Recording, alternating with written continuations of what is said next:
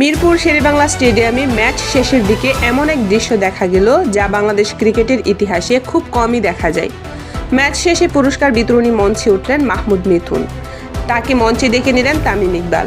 চারদিকে তখন camera, sponsors আর ফ্ল্যাশের আলো। কিন্তু মাঠের ভেতরের চিত্র ছিল একেবারেই ভিন্ন। এর আগে সাইফ হাসান ৪৪ বল খেলে ৩৩ রানের এক ধীরগতির ইনিংস খেলে মাঠ ছাড়েন। ঢাকা ক্যাপিটালসের সমর্থকরা এমন ইনিংসের অপেক্ষায় ছিলেন কিনা তা নিয়েই প্রশ্ন উঠছে। তবুও শেষ পর্যন্ত ম্যাচ সেরা পুরস্কার উঠে তার হাতেই। আর ঠিক তখনই সাইফ হাসান প্যাভিলিয়নে ফিরতেই উইকেটে নামেন মাহমুদ মিথুন। এরপর যা হলো তা মিরপুর স্টেডিয়াম কাঁপিয়ে দেয়। পুরো গ্যালারি একসাথে গর্জে ওঠে, দালাল দালাল দালাল। এক শব্দ, এক আওয়াজ, হাজারো কণ্ঠ। মিরপুর যেন এক মুহূর্তে জনমতের আদালতে পরিণত হয়।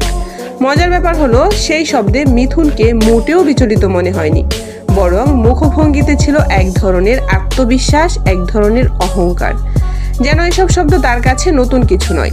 কারণ সমর্থকদের একাংশের দাবি বাংলাদেশ ক্রিকেটে তার অবদান নিয়ে প্রশ্ন নেই, কিন্তু মাঠের পারফরম্যান্স আর মাঠের বাইরের প্রভাব, এই দুইয়ের ফারাকই আজ তাকে এই অবস্থানে এনে দাঁড় করিয়েছে। স্পন্সর্স, সিএ বাজারের উপস্থিতিতে হাসি মুখে ছবি তোলেন তিনি, কিন্তু মাঠে নামার পর বাস্তবতা ছিল ভিন্ন। ১২ বল খেলে ১৫ রান করে প্যাভিলিয়নে ফিরে যান তিনি। পারফরম্যান্স নিয়ে কোনো জবাব দিতে পারেননি। তবু গ্যালারিতে কেউ বসে পড়েনি। একই শব্দ, একই স্লোগান, দালাল দালাল।